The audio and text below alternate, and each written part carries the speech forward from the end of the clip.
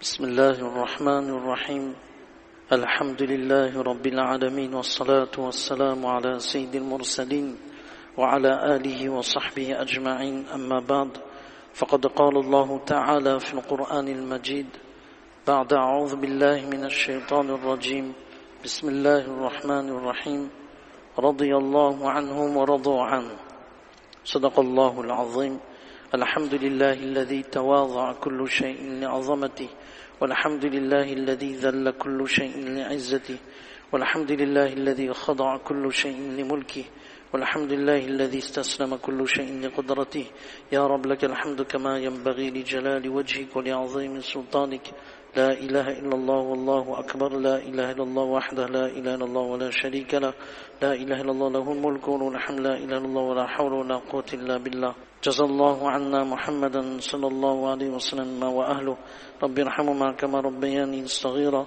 اللهم اغفر لهما وادخل بالجنة الفردوس بغير حساب ولا سابق عذاب. Toutes les louanges appartiennent à Allah subhanahu wa ta'ala, de tout clément, de très miséricordieux, celui qui nous a permis de s'asseoir un instant pour faire un rappel sur l'excellence de ces hommes et de ces femmes qui ont marqué l'histoire de l'islam, et ces sahaba radiallahu anhum qui ont eu ce souci permanent de l'au-delà. Dans le tourbillon de la vie, il ne faut jamais passer à côté de l'essentiel. Dans nos tâches quotidiennes, ne jamais oublier que tôt ou tard, on a un rendez-vous. Le rendez-vous mondain, le rendez-vous existentiel peut être reporté. Mais il y a un seul rendez-vous qui ne sera jamais reporté, c'est celui avec Allah subhanahu wa ta'ala. Nous tous, un jour arrivera où nous devrons quitter ce monde. Et qu'est-ce que nous avons pu travailler durant cette vie terrestre? Les trois questions de la tombe résument à elles seules notre effort concernant notre souci de l'au-delà.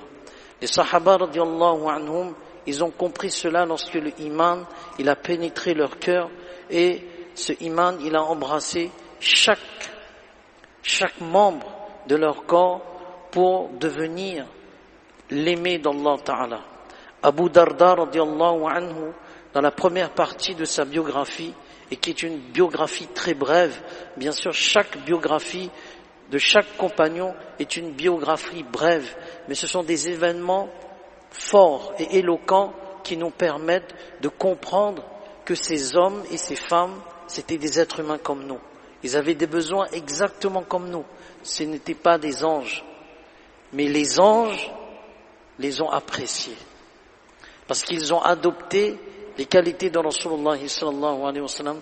Et Abu Darda radiallahu anhu, dans la première partie de sa biographie, nous avions vu comment Abu Darda radiallahu anhu, il vivait du strict minimum.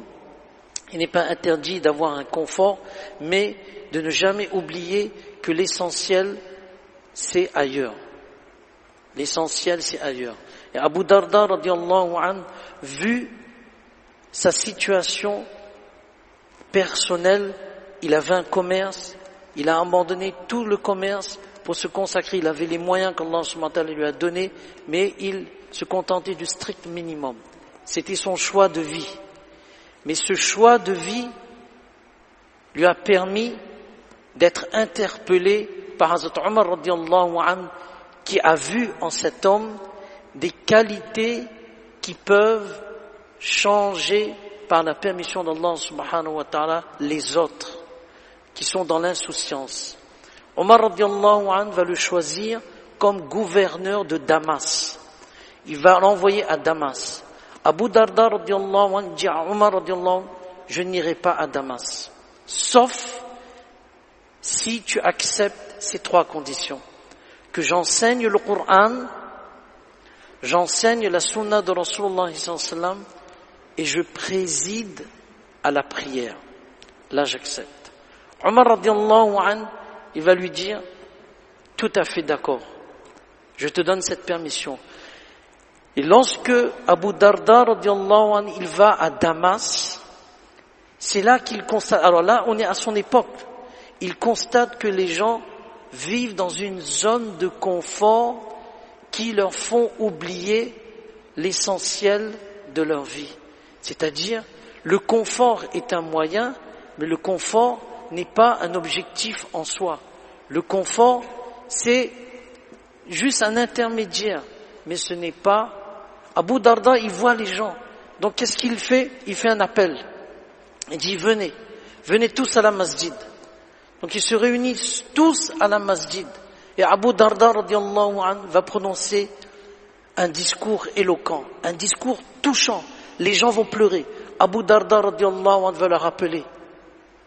Où sont les ulama? Où sont les savants? Ne voyez-vous pas que les savants disparaissent et quittent ce monde? Il n'y a plus de savants.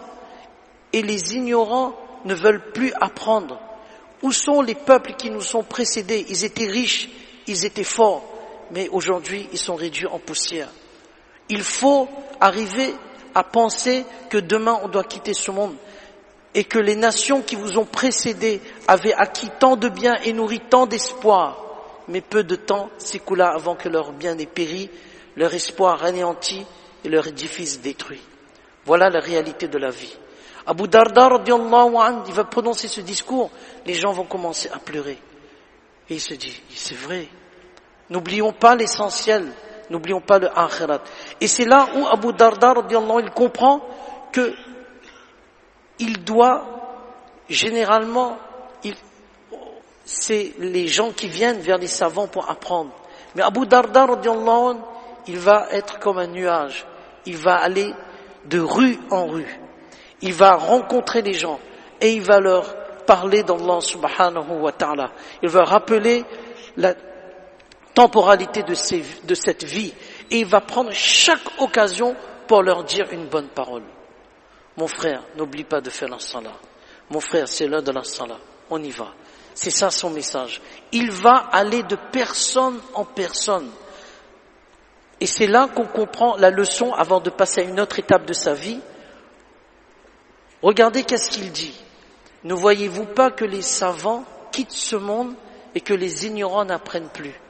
Il y a une leçon, avant de passer à une autre étape de sa vie, il y a une leçon à retirer dans ce discours. Et demain, il n'y a plus de nos enfants. On doit les encourager à apprendre, à devenir alim. Demain, qui va nous remplacer? Demain, qui seront les enseignants de nos enfants, de nos petits-enfants? C'est ce qu'Abu Darda radiallahu leur fait comprendre. N'oubliez pas, les savants ne seront pas éternellement là. Ils partiront, mais il faut qu'il y ait un remplacement. On doit encourager nos enfants à faire alim pour que demain, les bâtiments resteront, mais l'intérieur des bâtiments, on a besoin. Et ça, c'est important, d'encourager nos enfants à devenir alim. Allah subhanahu wa ta'ala ouvre toutes les portes de la subsistance, ouvre toutes les portes de bien. Lorsqu'on emprunte cette voie de alim, de devenir alim, subhanallah, lorsque nous allons quitter ce monde, nous allons voir les fruits que c'est une sadaqa jariya. Il ne faut jamais oublier que temporairement parlant, notre vie est comptée. Après la tombe, il y a tout de suite Après la naissance, il y a tout de suite la tombe. Donc, encourageons nos enfants à devenir alim pour que demain, incha'Allah ta'ala, ça se perpétue. Qu'il y a toujours cet enseignement. Dans le monde entier, on a besoin de ulama. Alif, ba, ta, tha, lire le Coran. Quel honneur de lire le Coran. Quel honneur de connaître les surahs par cœur. Quel honneur de pouvoir, subhanallah, pour les parents, que mon fils, ma fille, sait lire le Coran convenablement. Mais pour ça, on a besoin des éléments qui puissent perpétuer cette tâche qui est une tâche grandiose, une tâche de noblesse. On passe à une autre étape de Abu Darda radiallahu anhu. Un jour, il est en train de marcher et il voit un groupe de personnes qui s'est réuni autour d'un jeune et ils sont en train de le frapper, l'insulter. Abu Darda radiallahu anhu, lorsqu'il voit cette situation, il dit mais qu'est-ce qui se passe? Il dit il vient de commettre un grand péché. Abu Darda radiallahu anhu dit mais s'il était tombé dans un puits, vous ne l'auriez pas aidé? Vous ne l'auriez pas sorti? Il dit bien sûr. Il Il dit, ne l'insultez pas. Il a commis un péché, mais encouragez-le à faire une bonne action. Ce n'est pas une façon de l'insulter et de le frapper. Ça ne changera rien. Au contraire, remerciez Allah subhanahu wa ta'ala que vous n'avez pas commis ce péché. Et demandez à Allah subhanahu wa ta'ala qu'il puisse rectifier cette personne. Alors, tout le monde, ils étaient surpris, ils disent, Abu Darda, mais tu ne le détestes pas? Regardez la parole de Abu Darda. Je déteste l'action, je ne déteste pas la personne. C'est une grande leçon. Je déteste l'action, mais je ne déteste pas la personne. Parce qu'on ne sait pas comment la personne va devenir et va quitter ce monde. Omar radiallahu, on a un exemple éloquent. Omar radiallahu, il a voulu tuer Rasulullah sallallahu alayhi wa sallam. Mais quelle action vile et ignoble. Mais aujourd'hui, Omar radiallahu, il est où? Près de Rasulullah sallallahu alayhi wa sallam. Subhanallah.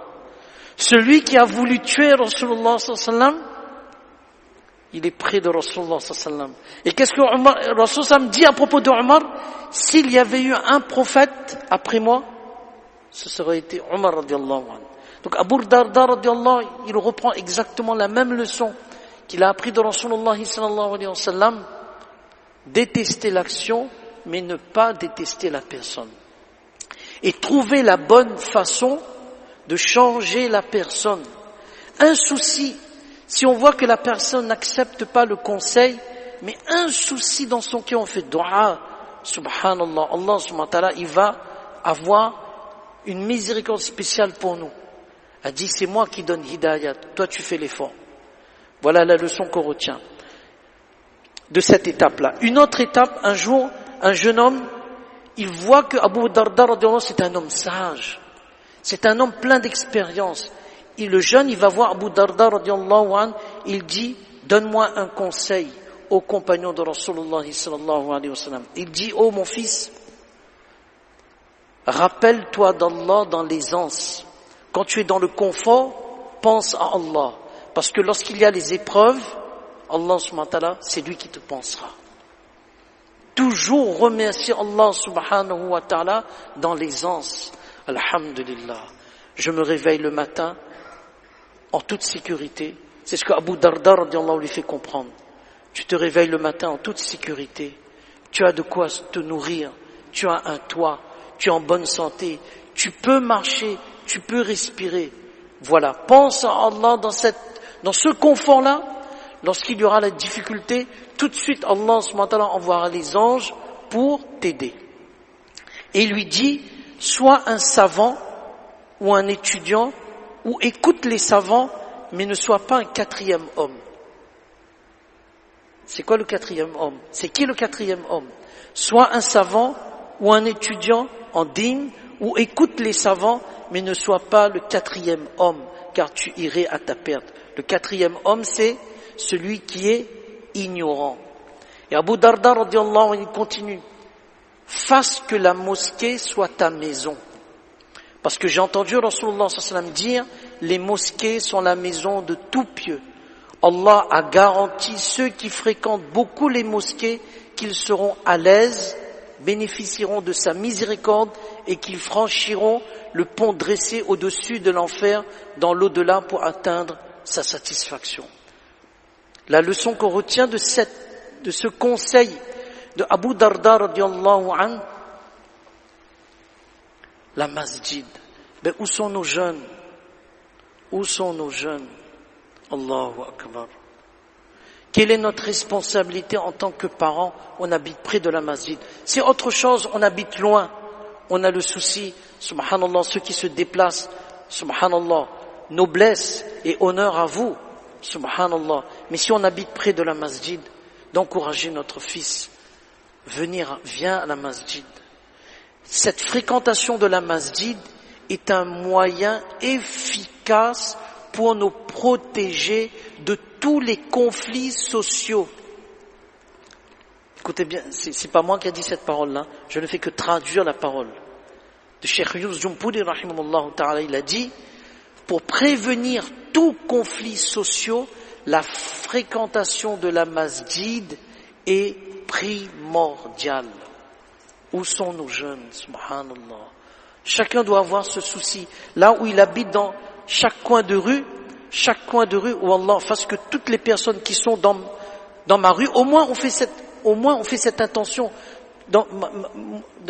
Là où j'habite, où Allah fasse que tout le monde, les hommes puissent venir à la masjid. C'est important. C'est très important. Wallah, c'est important. Une autre étape de la vie de Abu Darda radiyallahu anhu, une fois, il y avait un groupe de jeunes qui étaient assis sur la route et en train de discuter et en train de regarder les passants. Abu Darda radiyallahu anhu leur dit: ô jeunes, l'endroit où un homme musulman doit rester, c'est dans sa maison. Il peut y préserver sa personne et son regard. Gardez-vous de vous asseoir dans les marchés, car cela ne fait que divertir et distraire. Lorsqu'on a une assemblée, on parle d'Allah, on parle de Rasulullah sallallahu alayhi wa sallam. Cette assemblée-là, le jour de la résurrection, va témoigner, le morceau de terre va témoigner pour nous le jour de la résurrection. Il dit: ici, ô Allah, on a pensé à toi. Lorsqu'il y a, alors le regard, parfois on va au marché, parce que marché Fora le vendredi, ou bien dans les autres villes, un jour spécifique, il faut protéger son regard. On a demandé à un homme comment on sait qu'Allah il nous aime. Imam Sha'rani rahimahullah ta'ala. Abu Darda et Imam Sha'rani rahimahullah ta'ala, il a repris des sahaba radiyallahu anhum, et cette parole de Abu Darda radiyallahu anhu, on a demandé à Imam Sha'rani: comment je sais que Allah il m'aime, j'ai un statut auprès d'Allah? Il dit: tes yeux te le diront. Et c'est très subtil, hein? Tes yeux te le diront. Tu sais contrôler ton regard, sache qu'auprès d'Allah subhanahu wa ta'ala, tu es quelqu'un qui est sur la bonne route. Maintenant, on va terminer avec deux anecdotes de Abu Darda radiyallahu anhu. Omar radiyallahu anhu, qu'il a envoyé comme gouverneur. Donc Omar radiyallahu anhu, il y a beaucoup de leçons, hein, subhanallah, il y a beaucoup de leçons, subhanallah. Vous avez vu, à chaque étape, il y a une leçon à retirer. Omar radiyallahu anhu, il se rend à Damas, il va vérifier la situation de son gouverneur. Est-ce qu'il agit envers les populations d'une façon juste ou pas? Comment est la vie de Abu Darda? Est-ce qu'il aime le pouvoir, ou bien il est là juste parce que il a rempli ses trois souhaits: enseigner le livre d'Allah, enseigner la sunna de Rasulullah sallallahu alayhi wa sallam, et enseigner et être imam, présider la prière, pour que les gens puissent bien prononcer les lettres du Coran, les mots du Coran. Omar radiyallahu anhu, il se rend et il arrive devant la porte de la maison de Abu Darda radiyallahu anhu.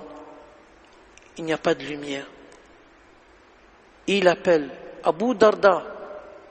Abu Darda radiyallahu anhu, il entend une voix, il sort, il voit Omar radiyallahu anhu. Omar lui dit: il n'y a pas de lumière chez toi? Il dit: non, c'est bon. On se contente de ce qu'on a, alhamdulillah. Abu Darda radiyallahu, Omar radiyallahu anhu, puisqu'il ne voit pas, on va s'asseoir sur quoi? Il pense qu'il y a un coussin. Il y a un coussin, mais c'est la selle de sa monture.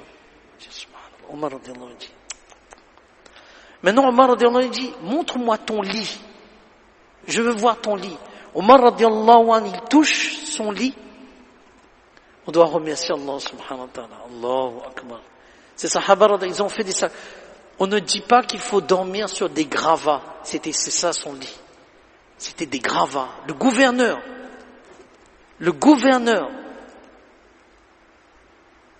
Vous avez compris mon silence? Le gouverneur à l'époque. Allahu akbar. Son lit, c'est des gravats.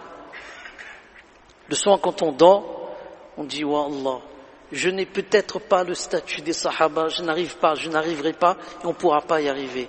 Mais oh Allah, je fais preuve de gratitude de ce que tu m'as donné. On a gagné. Les sahaba radiyallahu anhu, ils ont fait preuve de gratitude dans leur sacrifice, pas dans le confort, dans leur sacrifice. Omar radiyallahu anhu, il dit: oh, mais Et il voit, mais t'as pas de couverture il fait froid à Damas, t'as rien pour te couvrir. Et là, regardez, Abu Darda radiallahu anhu, il dit à Omar radiallahu anhu, et qui est Omar? Il dit à Omar, qu'Allah te fasse miséricorde. Oh Omar, te souviens-tu ce que Rasulullah sallallahu alayhi wa sallam il a dit? Il a dit, rappelle-moi, oh Abu Darda, n'a-t-il pas dit que l'un d'entre vous n'acquiert de bien en ce monde que ce qu'un homme prend avec lui sur sa monture? C'est le strict minimum. On n'amène pas une armoire sur sa monture, on n'amène rien, on amène le strict minimum. Il dit, voilà ma vie. Et qu'avons-nous fait après sa mort, Omar radiallahu anhu? Et Omar radiallahu anhu commence à pleurer. Il dit, ya Aba Darda radiallahu anhu, Jazakallah khairan pour ce rappel. Et les deux commencent à pleurer jusqu'à l'aube. Jusqu'à l'aube. Et lorsque arrivé maintenant le moment crucial où Abu Darda radiallahu anhu, il va quitter ce monde, subhanallah. Les gens viennent le voir et il va quitter ce monde.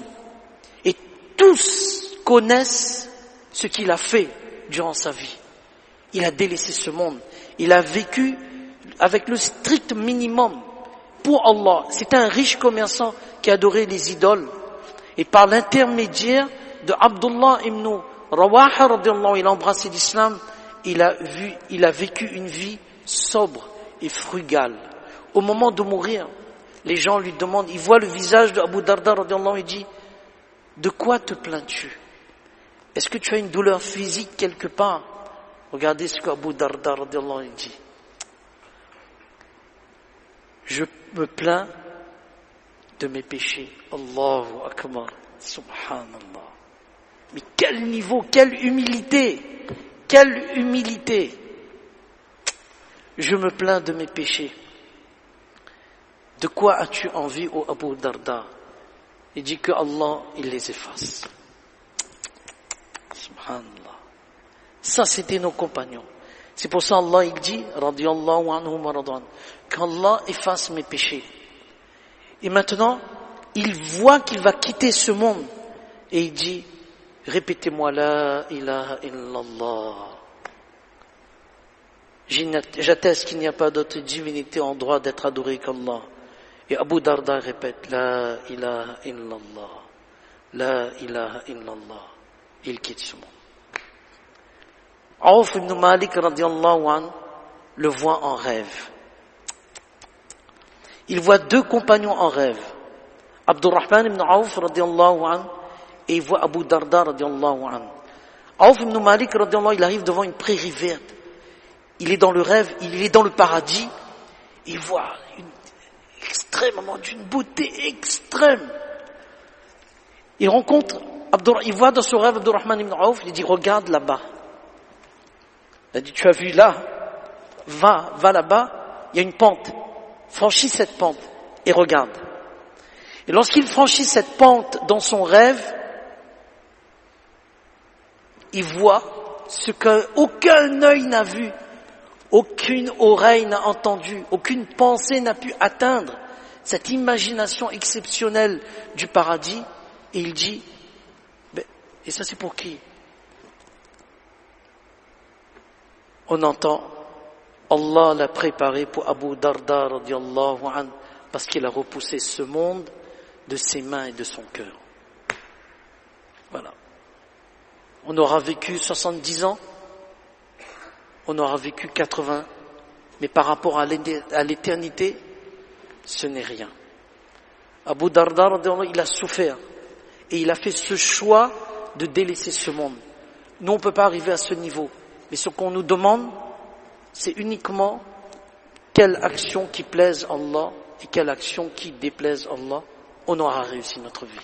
Allah subhanahu wa ta'ala nous donne tous vraiment la compréhension de ces compagnons radiallahu anhum qui ont animé leur vie d'une foi exceptionnelle.